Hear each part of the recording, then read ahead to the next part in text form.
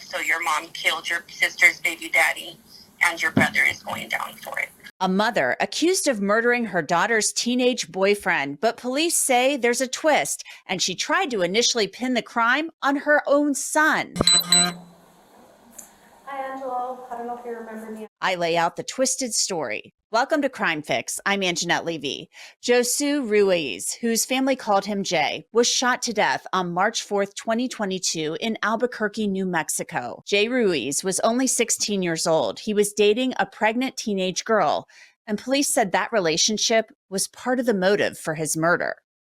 Back in June of 2022, 3 months after Jay Ruiz's murder, the brother of his girlfriend, 16-year-old Angelo Baldonado, was arrested and charged with murdering Jay Ruiz. You can see him in this still shot from body camera footage. That same month, detectives went to speak with a teen friend of Angelo Baldonado, who Angelo had used as an alibi. So, when Jay was killed, you were where? Like I said, I'm not sure. I was either in Espanola with my family, or at home, or here at work. Because I was trying to figure out schedules with her so that way I can get time to go down to Espanola. Because my dad has property and we had to clean that out and get his belongings divided between my siblings. So you're either Espanola or possibly here. When you go to Lisa's house, she's crying and they tell you her boyfriend just got shot. So here's the thing, Anthony, okay, and the issues I'm having. So I know that day, so let me rephrase. I'm going to tell you that this is your one and only chance to come clean with me, okay? I'm going to tell you that the reason why Angelo was arrested is because I have enough evidence to know that he shot Jay. And stop with the BS, because I know you know what happened. You are at that house all the time. Yes, you are. Yeah, I'm there all the time, but that doesn't mean I know what happened. I don't know Jay, I don't know nothing like that. I already know you know what happened. I knew my parents. Yeah, okay, yeah. If you guys are going further, we can get an attorney with my mother. Okay, fair enough. So this friend says again he doesn't know what happened. You wouldn't be here if you weren't dragged into this by Angelo. Okay? So exactly, he's dragged into it. You don't know.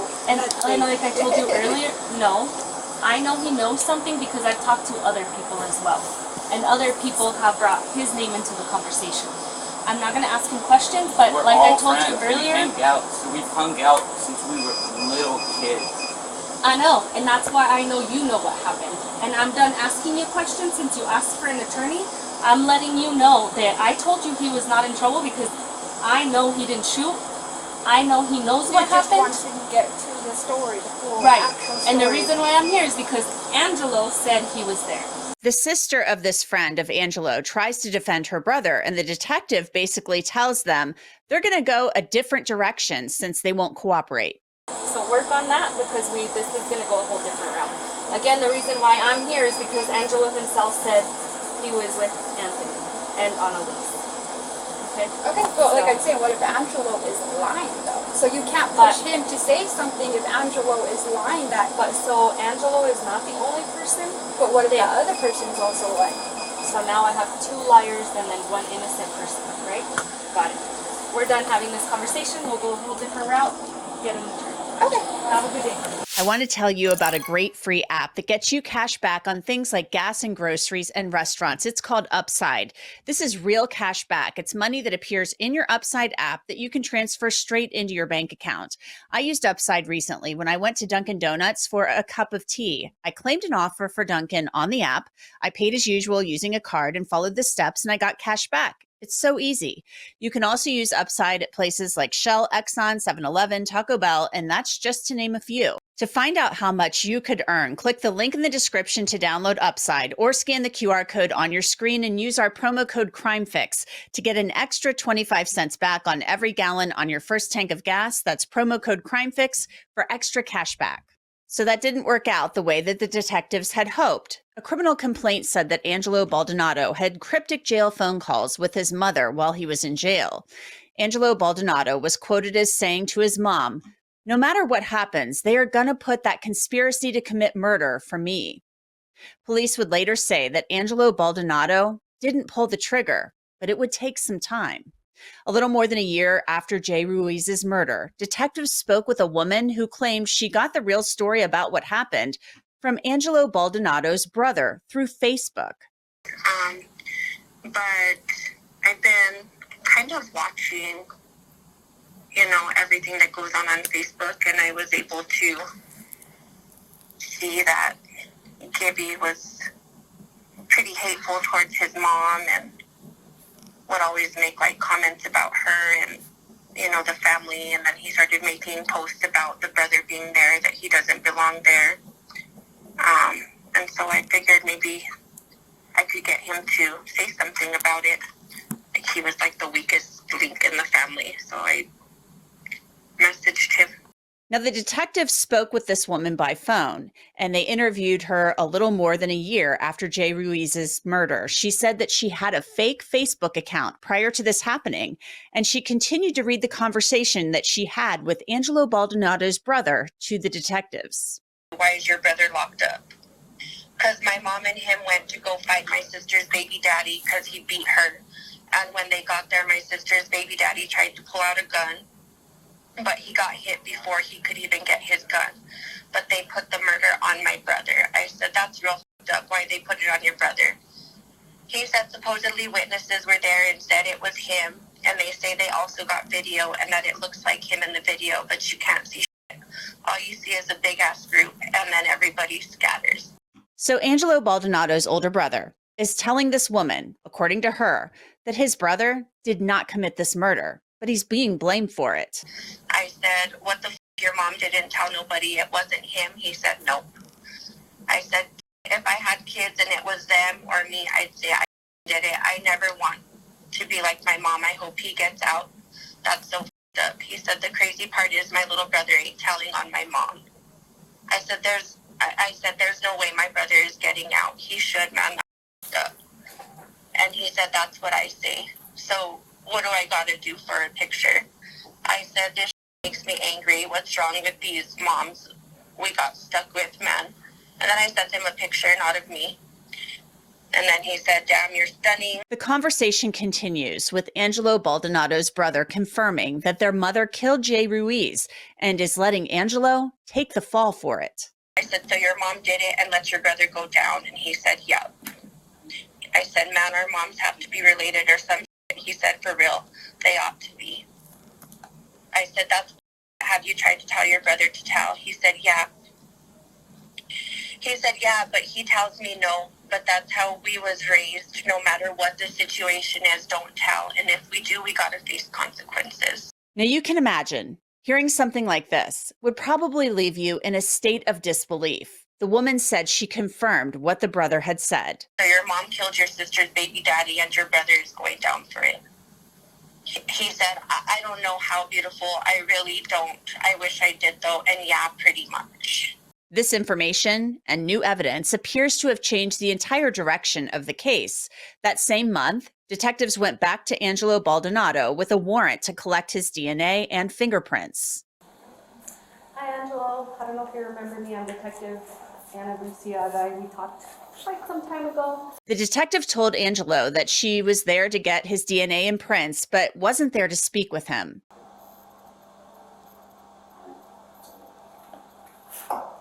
The detective then engages in a little bit of small talk with Angelo about what his day is like in juvenile detention.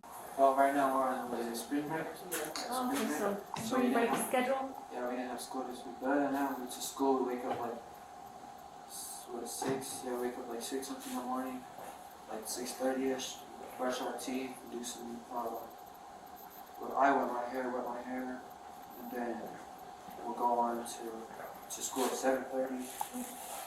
Go to 2 classes in the morning, come back to the unit at 9, eat a snack, go to school again until, what is it?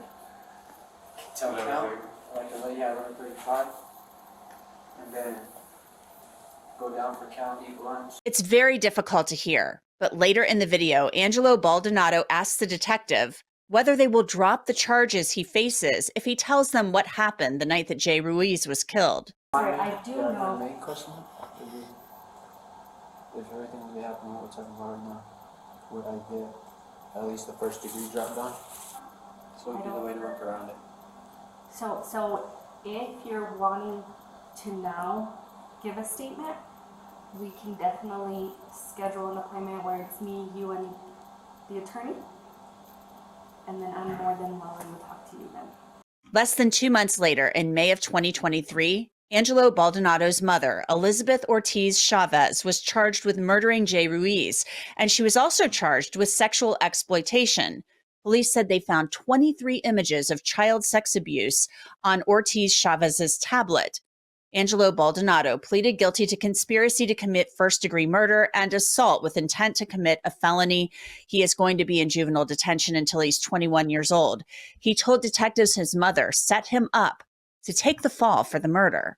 I want to bring in David Sarney. He is a retired NYPD detective. David, you know, this case is unbelievable to me. The allegation here is that the mom, Elizabeth Ortiz-Chavez, was basically encouraging and was there setting up this, I guess, fight between Angelo Baldonado and Jay Ruiz. And then she ends up actually shooting and killing Jay Ruiz and lets Angelo take the fall.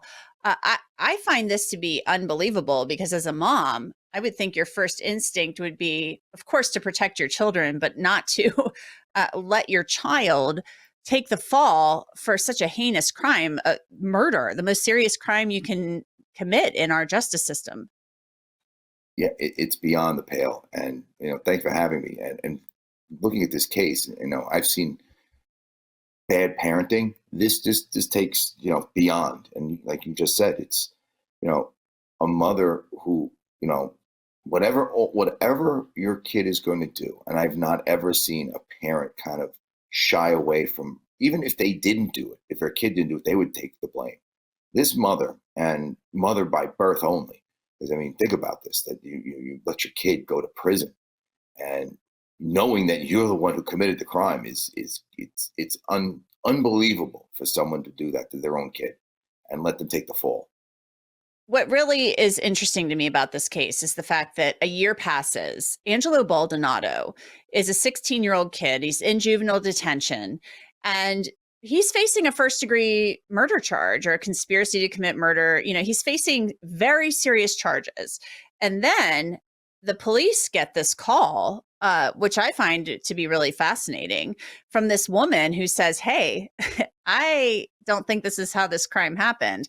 And I have been talking to Angelo's brother, and he gives me the lowdown. He gives me the scoop on what really happened. She said she had been watching this whole thing unfold on Facebook, and she basically gets the entire story from Angelo Baldonado's older brother, who says, my mom did this and my brother is taking the fall for it. So this woman is really, the hero in this, in a way, because she changes the entire course of this investigation. Yeah. When you talk about investigations and deal with homicide investigations, murder investigations, detectives are going to do the due diligence to make sure the person's arrested. And based on the information that they had at the time, you have a solo shooter. Like, even though there was information, I believe they spoke to the mother. The mother denied involving herself in the initial meeting. She was supposed to schedule the meeting. She denied it. She also apparently lied when they asked about guns. Did her son have access to guns? And she said no. There was a family member who said yes. The investigation didn't end. And that's the benefit of this, because detectives aren't going to let someone take the rap. What they had at that point was a perpetrator who was involved in that. I don't know if he immediately gave it up in the interrogation room, but evidence pointed to him. And the district attorney's office thought it was enough to validate this arrest and indictment and eventual prosecution and then sentencing. Now, this is the one thing about social media. It can be a hindrance and an assistance. In this case, it did. And, the detectives were quick in response to that, because you don't want to see somebody incarcerated who didn't do it. And this information, when it came to light, was beneficial. This is where, detectives, unfortunately, and I'm not going to say all the time, but they focus primarily on one story and one incident. But you have to really take totality of circumstances. How much did they know who was at the scene at the crime when it happened? I know that, you know, they had worked on the mother's information, on her statements, but I don't know what the kid said in the interrogation room, if he took responsibility totally for it, and then had some, obviously, you know, watching his mother, you know, do what she does and be free for what crime she committed. The mom did a heinous thing, but the benefit is a witness who wasn't even on scene, but used social media and utilized social media aspect to get this case reopened and get the right, you know, the right prosecution, not just for the, you know, beneficial for the you know, the victim. Now you have the right person who committed the crime, or at least right now you do, because of the evidence that went that way. So you have to say she did the witness, the Facebook witness, in a sense, was very helpful in getting what, you know, not about justice, but getting the right thing done. Mm-hmm. You know, it's interesting to me too. So this witness comes forward, then they go to the jail to take Angelo's, you know, he's already been in juvenile detention for almost a year at this point. They go back to him to take his prints and stuff. There's some body camera footage, and then he voices an interest in to the detective. She can't talk to him because he's got counsel. But he says, he basically, hey, if I tell you what happened, will you drop the charges? So he, at that point, I think, had been sick of being in jail and sick of being the fall guy, and was ready to tell what happened.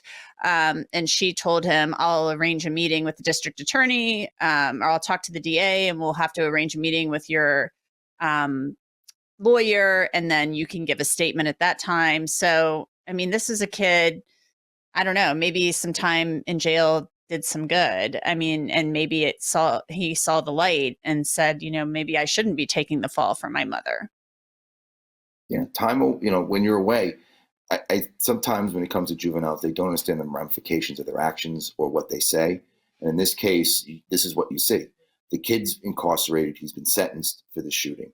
And you're like, wait a minute, I didn't do this. And it takes a lot, and I always say this, it takes a lot for detectives to move on a case that they think is already done at times. And I say this, you know, it all depends. And I think what was beneficial is the detective moved on it quickly once they had more information. Because you have Facebook, and, you know, you need to get, and I always say this, totality of circumstances. You have to get all the facts in a row. You're having one person saying this is what's happened based on that information. So you look at it again, and now you have the perpetrator saying, well, is that really what happened? And as a detective, I'm hearing that. I'm like, we got to get moving on this. What do you mean this is not what happened? And that's in my head. We can't ask him questions. He's attached to counsel. But you're going to make a move on this to make sure that now you have Facebook, then you also have the victim's recantation of whatever he said about this shooting. And now you have that another investigation. They say this all the time. Detectives want to do the best job they can. It's always not about justice, about doing the right thing, because justice for some is not justice for others. Mm-hmm. But the benefit is detectives in this, with all of this, when all of this work came in, they also went to the prosecutor, and the prosecutor said, we cannot have this miscarriage go on. Let's reopen this investigation. Let's look into the mom and get what's done properly. Yeah, and they arrested her in May. So this was about a month and a half later that they take her into custody. Right now, you know, and I've tried to reach out to her attorney, you know, at the time of this recording, he has not gotten back to me, but she's scheduled for a change of plea hearing next month on the murder case. So there may be some activity there. She may be, you know, changing her plea from not guilty to guilty on the murder charge. She still faces those, you know, bizarre child sexual exploitation charges, which is a whole different thing. So it appears possibly that the murder case could be coming to an end. Yeah, that's a thing too that you're looking at, which is, you know, maybe she saw the light also. I mean, your kid has turned on you. He doesn't want to see you anymore. And maybe this, you know, people don't realize, you know, some people are callous. Some people are, you know, will take things to the grave. Others can't. And you've had your kid in prison, you know, juvenile detention, but he's been arrested for a crime you committed. You let that happen, and you let him stew for that long. Maybe she's seeing the light of what she did, the light of circumstances, but now you have an extended case outward when it comes to the child porn that she had on her on her computer, on her phone and the like, and all the work they're doing on that. So that's separate to what this is going to be. So if she takes the plea, and she takes for the murder charge, or they reduce the charge. I don't know what they're going to do. I believe they're reducing the charge for her son to conspiracy, which is a little bit better than the murder. So that's a benefit. But you still, and he'll get out when he's 21. Yeah, and the reality is, there's a dead kid in this. This is something we have to really look at.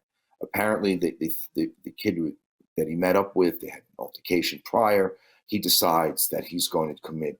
They're going to meet, and from one story is she pulled the gun out before the other kid did. But where's the gun? And like every gun that happens, they do what we call a patrol bounce. It just bounces and disappears. So we don't know where that gun ever went. If he even had a gun, that's a story they use.